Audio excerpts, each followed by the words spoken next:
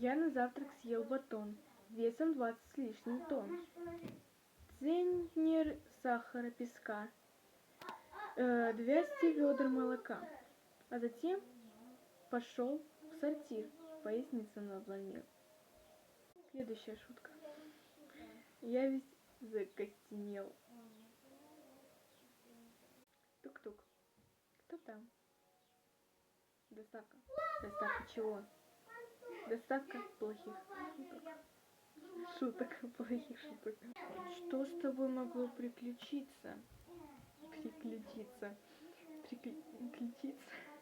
Какое любимое мероприятие скелета? Костюмированная вечеринка. Ну и что говорит скелет, когда другой скелет лжет? Меня не подведешь. Я вижу тебя насквозь. Всем спасибо за внимание. Пока.